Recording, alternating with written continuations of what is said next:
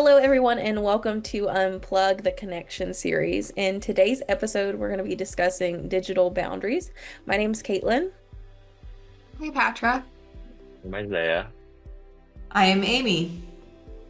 And so, digital boundaries, your mind can go a lot of places whenever you hear those words. But I think maybe by starting to define what digital boundaries mean for us, and then maybe going from there, if anybody wants to start. I think that, like you said, I feel like when people hear the term digital boundaries, their mind can go a lot of different ways because there's a lot of different people who, they talk about this as how they do it. You hear other people talk about this is how they do it, and that's fine. But like for me, at least, I don't know if it's really like that I have a one thing that works all the time, you know what I mean? Because sometimes it depends on what we're doing for the day. So it depends on like if we're needing to get like together for a video like this, for example, sometimes we'll turn on our phone earlier so that we can arrange it, because we're in a different time zone than Caitlin, like that kind of thing. So there's exceptions, and I feel like those aren't even talked about a lot of times. It's like, this is how you do it, and there are no exceptions. And it's not that the exception should become the rule necessarily, but it's like realizing that it's kind of about figuring out how it works for you, and then like drawing inspiration or drawing like guidance from other people, because it's not that your life is going to match their life perfectly. So it's like you can't necessarily base your boundaries and everything off of someone else's exactly, because you're not the same person. You don't necessarily live the same lifestyle, whatever. As far as for me, I'm not on social media anymore. So like I used to have where like I would go at least an hour in the morning. I did this for about a year, maybe a little longer. An hour in the morning, like after getting up, having breakfast, etc., before I would like go on to any kind of social media or even my phone. It just depends, because like we get our Bible readings from our phone in the morning. So that's another thing where it's like you're not maybe looking at your phone, but if you need to get something like that, I did that. And then like as far as the evening goes, I try to have my phone shut off by around 9 to 9:30 every night. And then, I mean, we don't take our phones with us like to bed or anything like that. We turn them all the way off. So I feel like that's kind of as far as turning it on and turning it off, kind of what I've done. But obviously digital boundaries go beyond when you have your phone on, when you don't. I mean, to kind of play off what Cleo said, I feel like you have to adapt it so much, your lifestyle and what you do, because a lot of what, the business we do, we can use our phones. And into the evening, there's been times where I've been working on orders or doing research when it's helpful to have my phone, and I didn't have time earlier to get it done. So here I am at 8:30 doing work. But I've tried like, on iPhone, I forget what it's called, but like, you set the time where your phone blocks certain apps. Mm-hmm. And I just found myself like, you go into the app and it tells you, oh, you've hit your limit, and then you just click, oh, just give me 15 more minutes. But now of course I'm to the point where I don't use Instagram and rarely Facebook, and I'm on LinkedIn some. So I guess I don't really need them. I don't want to say that arrogantly, but yeah, I think you just have to adapt it to what you do. And if you're on, a trip or a business trip or anything like that, yeah, adapt it, I guess. Do you have anything, Caitlin? Well, and I think for me, setting these boundaries was maybe setting up a guardrail, like, and realizing that my screen time can also drain my time. It can drain my joy. It can drain my relationships, and even like my focus on my quiet time with God. And so the problem is like we need to unplug, and that overstimulation from constant notifications. I've said this before, it drives me crazy when my phone is dinging all the time, so I started putting it on silent. So if I don't reply back to you immediately, know that I'm not ignoring you. It's just I will get to it at some point, but it distracts me a lot from writing, from my quiet time, whatever. And so unplugging from maybe comparison on social media. I know a lot of girls deal with it. I'm sure guys do too. And so, a lack of face-to-face connection, because of that digital overload. Just talking about the problems, even sleep disruption. Brad and I have started putting our phones in a separate room, and no longer are they in the bedroom. And so it's nice just because that's our time to connect or do devotions, or we'll even just watch a show and talk. And so, it I think reduces that stress. So getting rid of the problem, unplugging from the problems is important. From a parent standpoint, and also just as I'm going to piggyback on what you said, Caitlin, mental and physical health. Our bodies and our minds, our brains, our organs, everything with our body were not designed to be doing what humans are doing. It's a great tool. It's a great resource. It's a great way to do business, to connect with others, but it gets abused and used so much that us humans also, there is no teaching people, there's no guidelines. I mean, there's other countries that we were looking up that actually have and I know that's different governmental of how they're ran, but they're saying, hey, do not be on your phones except for this. Do not let your kids, and now school systems are starting to, and I know that's a whole nother topic I won't get into, actually minimize that. But we still have to train ourselves. Mm-hmm. And we have to be wise. And like on Android, it's digital well-being. I can see all the time that I've spent on it. Apple changed theirs. They finagled it. It's pretty iffy if it's real or not. I'm not pleased. It's been that way for a while because what we did was every evening, we all said what apps we were on, how much we were on it. We all held each other accountable. We went through our phone and looked at all of our time. Well, Apple changed that quite a while ago and they distorted it. And but going back to the phone, putting a note on your phone, what am I going to use this for? Before you even pick it up, and, to check in with yourself and, turning on notifications, email, messages. We can go into those. I mean, I only leave on, I think, 2 notifications on my phone. I go into email. I go into all these other ones, like you said, Caitlin. Now, if we're out and about or this or that, I'll turn on my ringer. Otherwise, my phone's on silent. I go to it and check it. That's what I do. Because otherwise, my phone's the master and I'm the servant. No. That's not how it's meant to be. And, I think we've got this reversed, and you go out and about, you sit everywhere and you see people just, and it's like you don't even get to carry on conversations or talk with people or, and we will, but even at meals, no phones. If you need to use it, get up, go to your phone and say, excuse me, I need to do this. Playing games, bedtime, like you said, or your room, it's sacred. It's a sanctuary. Do not have that technology in there. And the list goes on. We'll be discussing many of this, but as parents, I think there's a lot of pushback, and I think society has made it a cultural norm and it's socially acceptable for kids to use this against their parents. And it is very uncomfortable for parents to set guidelines and rules that are healthy, but you want them to get to use technology wisely and learn how to use it wisely. But it's a free-for-all.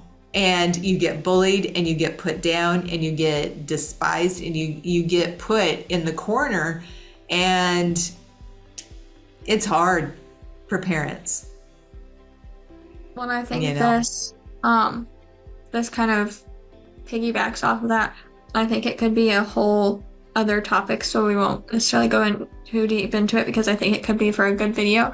But like, we've had discussions throughout the years, I mean, this has gone back, of like, if you don't have it at all, like if like I don't want to say kids, because I mean, I don't think that like children necessarily need to be exposed to it, but like young adults, like that kind of thing, if they're not exposed to any kind of technology or the resources, the helpful, healthy one, like tools that it provides, then really going out into the world, being in the world at all, is going to be very overwhelming. It's going to be very hard to, I don't want to say fit in, because it's not really about fitting in, but just like function almost, because it is such a big part of our world today. So we're saying it's not a negative thing to utilize it for positive and healthy, for the positive and healthy tools that it can provide.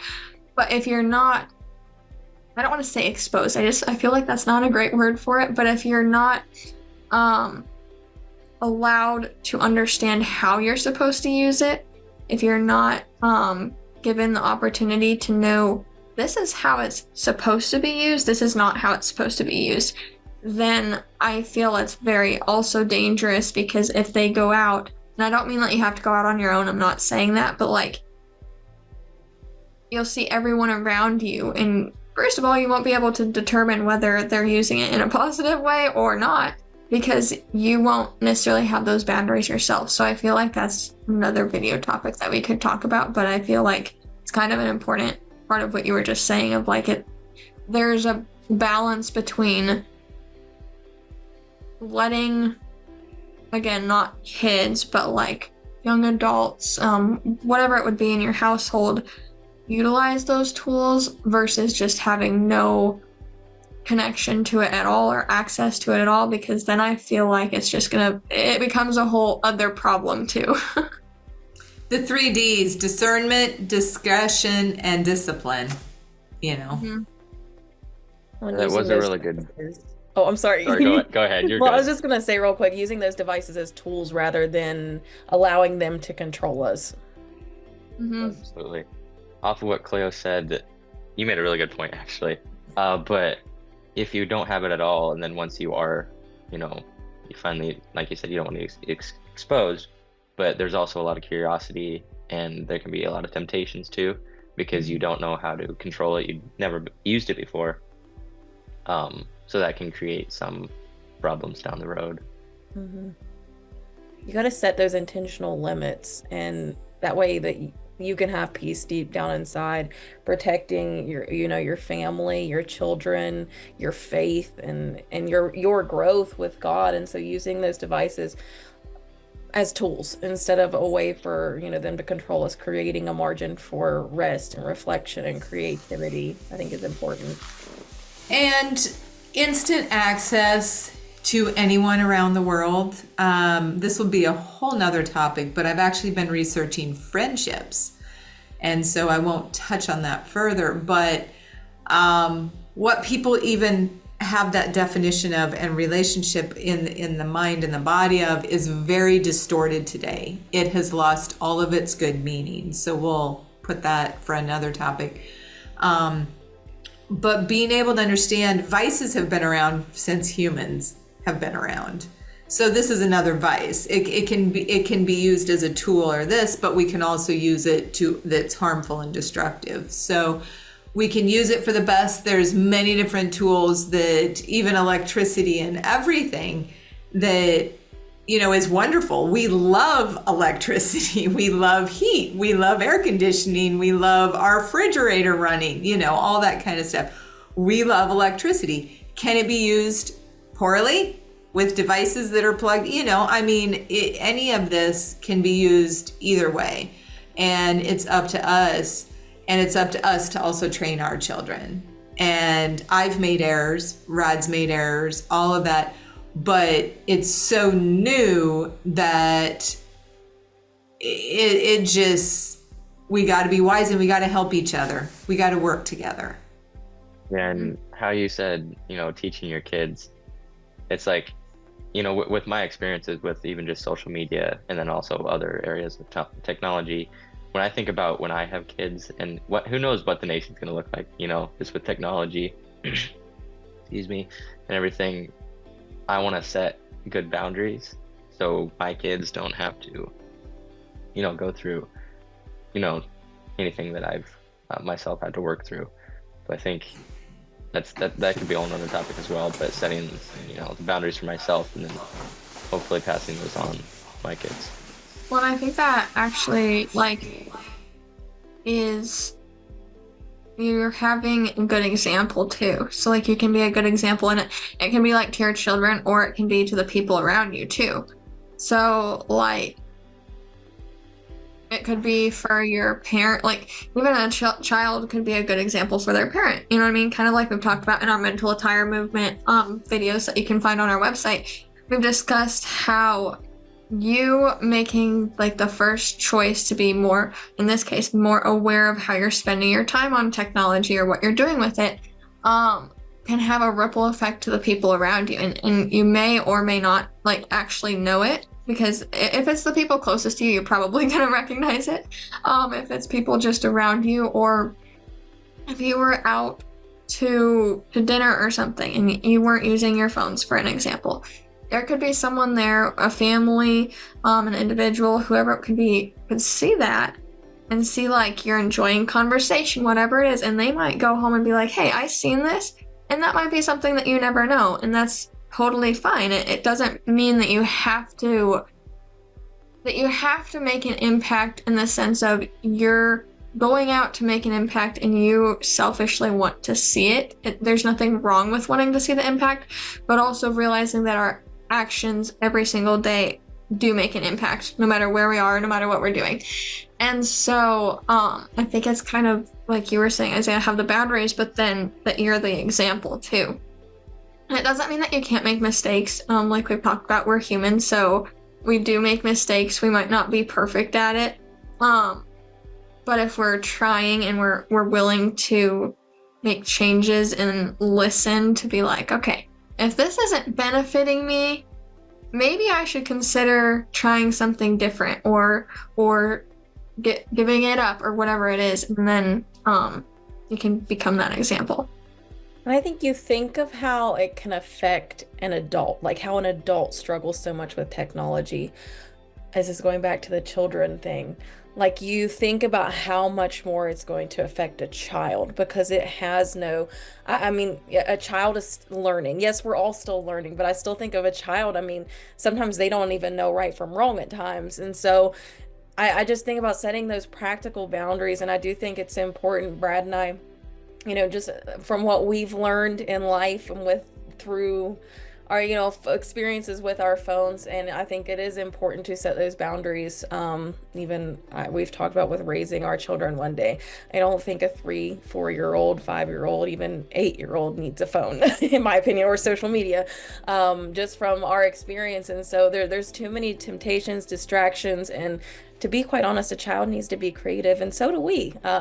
We need to use our imaginations, and so practicing those boundaries, like we've talked about tech-free zone, like your bedroom or at the dinner table, time limits on your social media, turning off, your notifications, and maybe even choosing, like I try to on Sundays. I mean, I'll check it periodically, but on Sundays, a lot of times when we have church and we'll come home, it's more of a family day than it is just being on my phone.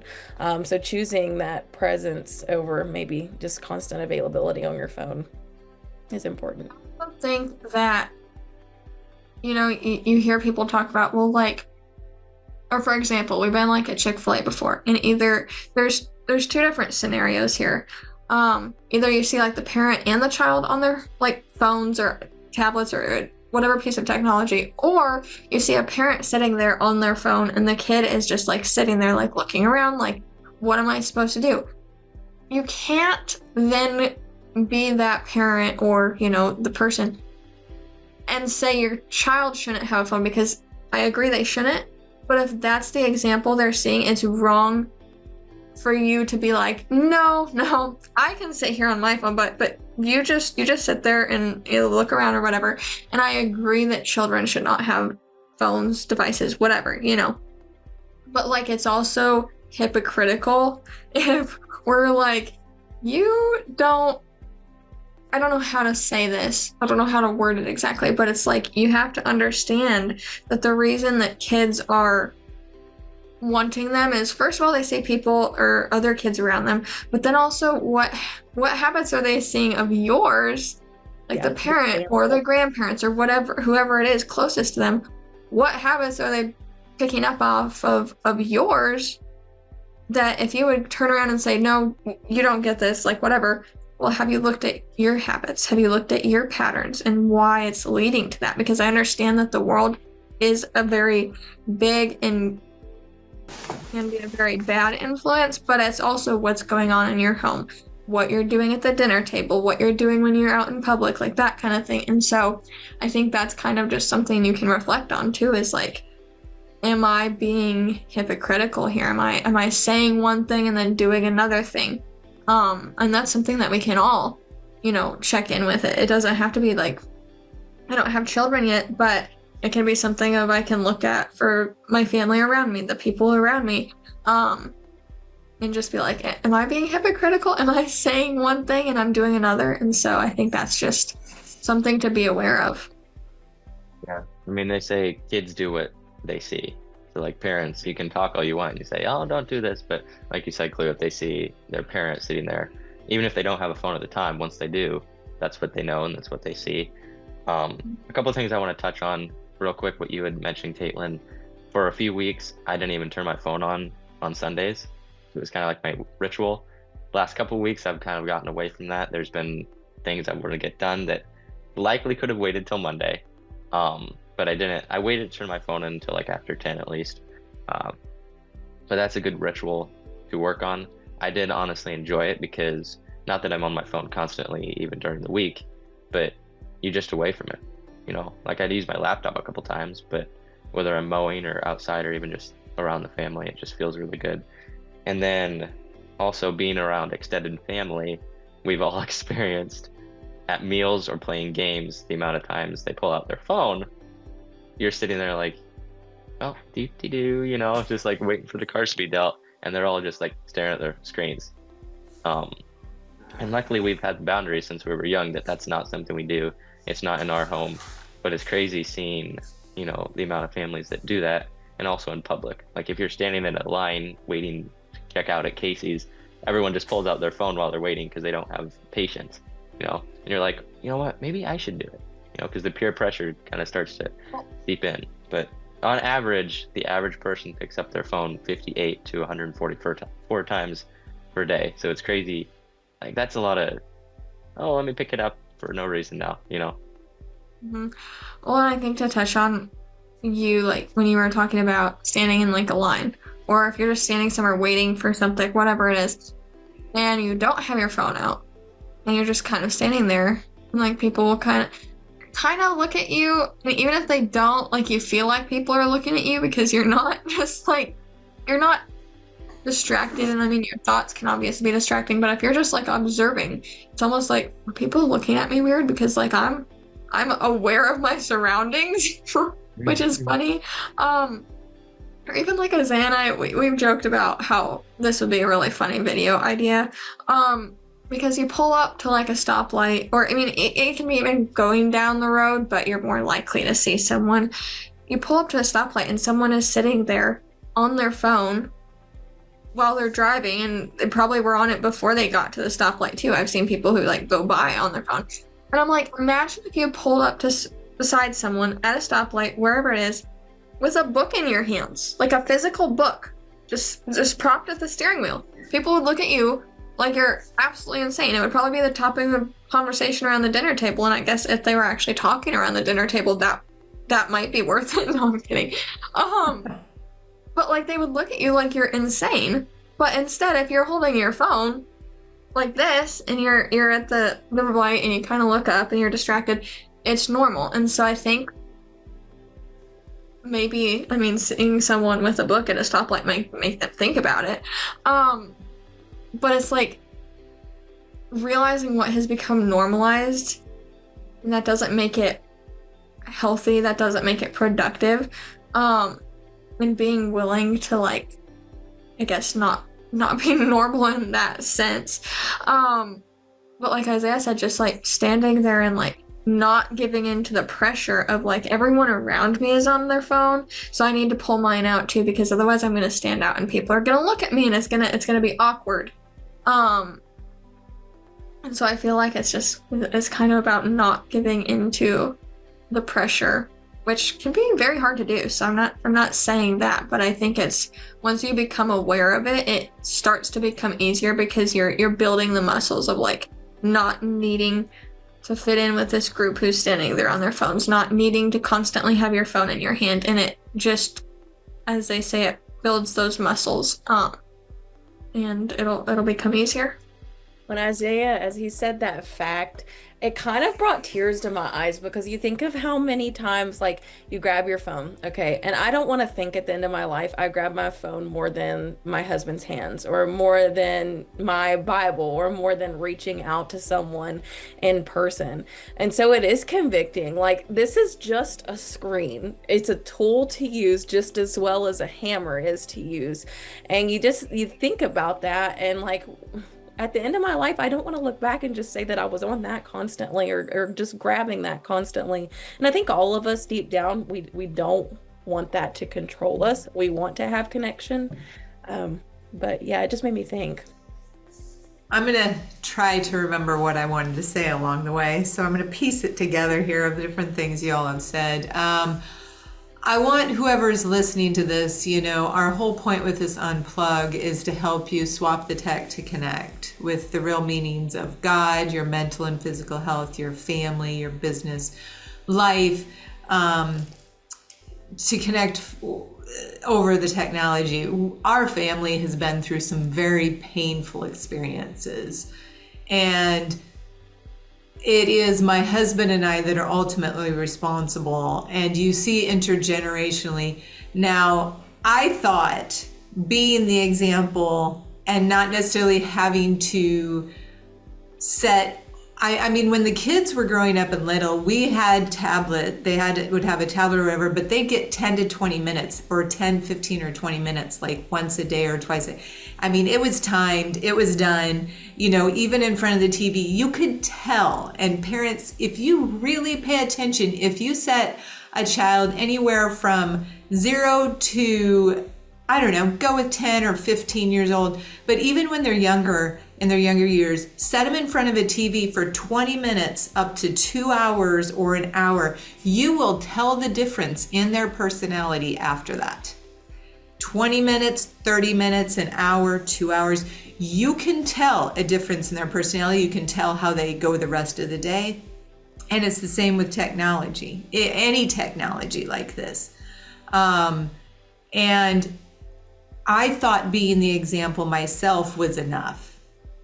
I thought, okay, I'm being the example, and we set some rules and guidelines and everything, but it's also, it's not just about technology. It's our habits, whether they're good or bad, and it's nothing to do with technology. This is intergenerational, of vices, virtues we talk about in mental attire movement, and the highway we talk about in our different videos. Okay, our vices and our virtues. And if parents are having issues or this or that, that has nothing to do with technology, but it may push a child to go use that technology unwisely. Because if there's things that are going on in the family or not going on in the family, what goes on, what any of us sees on a TV screen, on our laptops, even through print or anything, or in person, peers, we are not meant at any age to be more influenced by peers than God or our family. I mean, we've got things all backwards of how things, and we get influenced unconsciously. 95% of us picks up stuff and we don't even know it. And so it's not even just the technology. It is, what is going on in our home that we need to even address that may push any of us towards our technology. Does that make sense at all? And so, and in our society and everywhere you go, like you guys all mentioned, whether you're at a restaurant or an event or this or that, everybody's just picking that up, or they're sitting there, and it's like disconnection, major disconnection, major separation, major division. And knowing 5,000 people around the world, but having your own home be disconnected, separated, and divided, it don't matter. You could be connected with 10,000 people around the world. If it's not happening in your own home, then it's not going to happen anywhere else. It's going to be false. It's going to be idolizing. It's going to be idols. It's going to be, I'm not going to say it won't mean anything, but if we're not taking care of our own, then, you know, it's going to be contagious and infectious to our children and to our spouses, to our other family, all of that. Yeah, and real quick, I wanted to circle back. Cleo, you were talking about pulling up to a stoplight and seeing people on their phones. The amount of time that I've been on the road, especially in Omaha, the people that pull up to a stoplight and even are driving down, just say like West Center in Omaha, are on their phone and they're weaving, even on Dodge, going 70, you know, they're weaving, don't even know it, and cars are passing them. There's also an element of physical safety in different situations. In this case, it's driving a car. Like, you don't, even if an animal jumps out in front of your car or someone's walking across the street and you don't have time to react because you just looked up from your phone, what are you gonna do about it, you know? Also, just if you're walking somewhere, you know, we've walked around lakes, parks, and the amount of people that you see walking with headphones and they're staring at their phone, like, not just glancing at it, staring at it, walking. It's like you have no situational awareness, at least very little. So I feel like that's another boundary of, okay, in certain situations, you just should not be on your phone or whatever technology it is. Yeah. Caitlin, you had a really good, oh, go ahead. I was just gonna say, like, the whole purpose, or one of the whole purposes, I mean, there's multiple reasons that you should go for walks and stuff. Obviously it's good for your health and everything, but one of the reasons is to disconnect. I feel like, to just be outside, or, I mean, people do walk inside. Sometimes when we have, like, really cold, snowy winters here, it's not as safe necessarily to walk outside if it's icy, but hypothetically speaking, if you're going for a walk, it's to disconnect, take some time away from what you're working on, what you're, you know, whatever it might be, and whether it's yourself or you're with a family member or whoever you're with, it's to disconnect. And I feel like that's one of the main purposes of it, is just to kind of get that, like, it could be 5 minutes or 10 minutes that you're just stepping away to kind of get that connection to God, and also just the movement when you're outside, the fresh air. And so, yeah, we've seen people walking literally just staring at their phones the entire time, like, not looking up, not looking, like, to the side, nothing. I mean, just, like, I don't know how they manage to stay so straight on the path, actually, because I have a hard time with that when I'm not looking at my phone. But yeah, I think it's just, like, it's become so, again, normalized, and so people are just like, I can have it whenever I want. And you can, technically, you know, I mean, nothing's actually going to stop you, but to step back and evaluate those things of, am I taking it on this walk? Am I taking it to the dinner table? Am I, you know, whatever it is, and being like, hold on a minute, becoming aware. We talked about in our mental attire video that we recorded yesterday, how you have to become aware of it, you have to admit to it, but then you have to be willing to change it too. And it might look different for everybody, because it depends where you are in your life. It depends what your job, you know, like, the circumstances around it, but you can change it. You're not reliant upon it. You don't have to do that. And so, becoming aware, admitting, and then being willing to change goes for this too. And Caitlin was mentioning, you know, the creativity, the,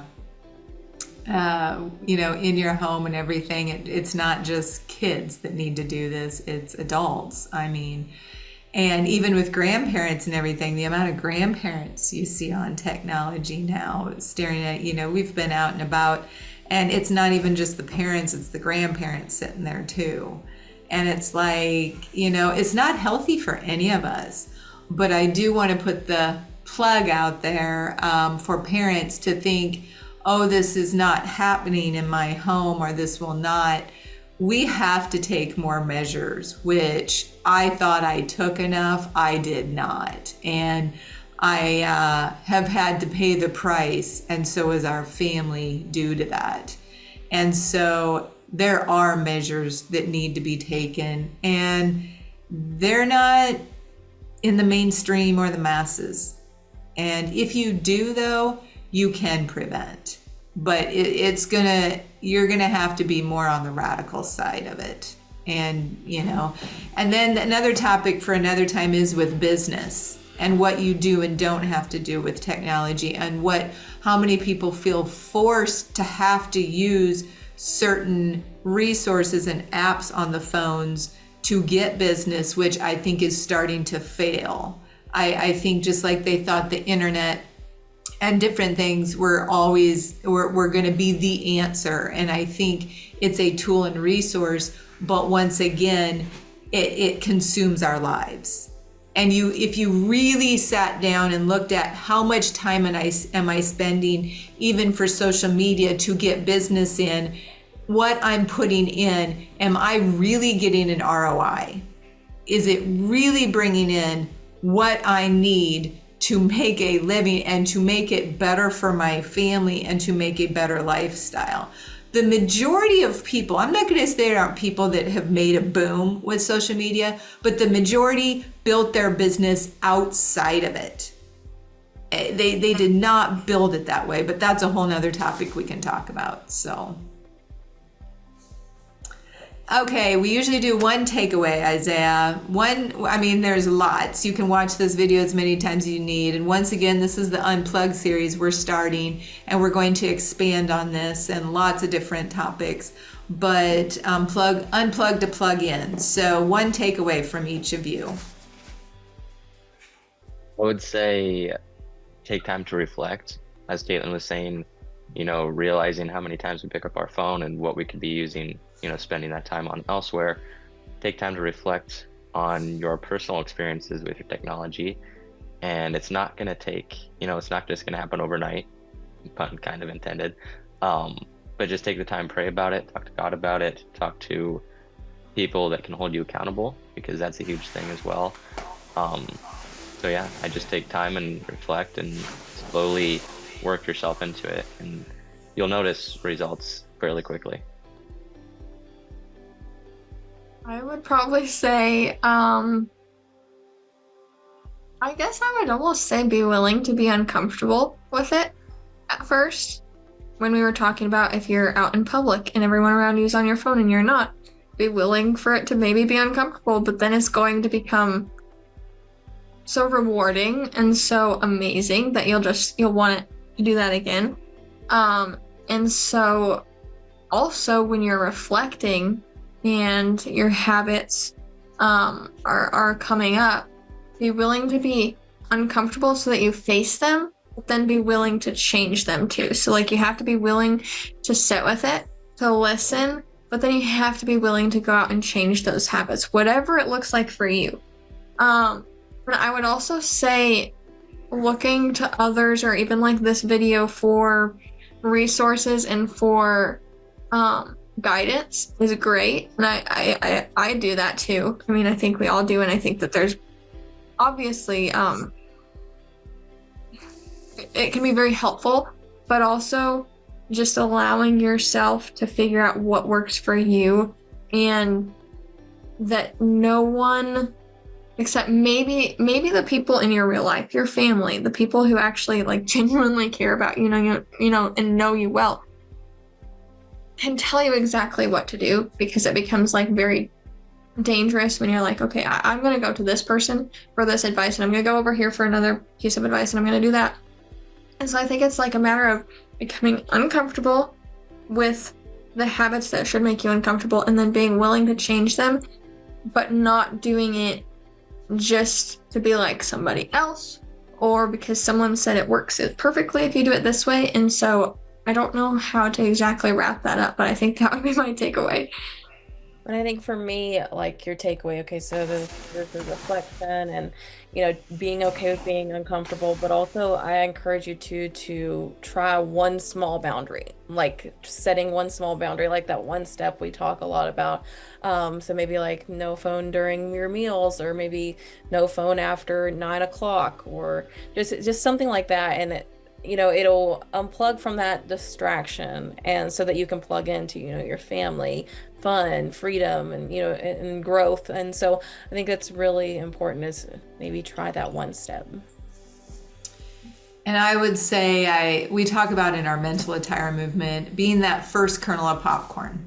Somebody has to be that first kernel of popcorn to be popped. And as you've all said, it can be uncomfortable. It can feel weird. As Isaiah said, it will reward you though. You will start to see rewards instantly. You will feel better. Pay attention to how your body responds. And for anyone that's going to resist, you got to step away.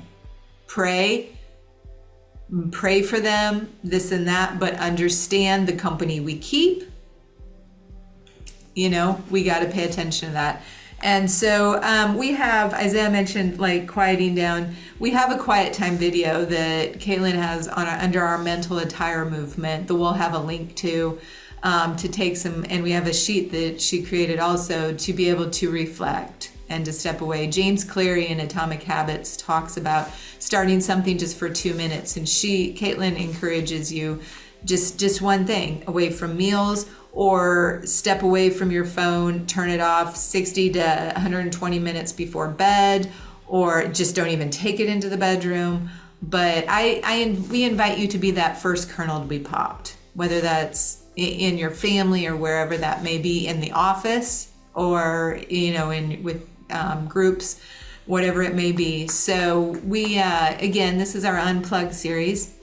Check out our mental attire and the Highway channel. And we appreciate you being here. We are thankful for you. No one or no family shall do life alone. So please do reach out. We are here. We can connect you with resources and materials. And we look forward to connecting with you, and take care.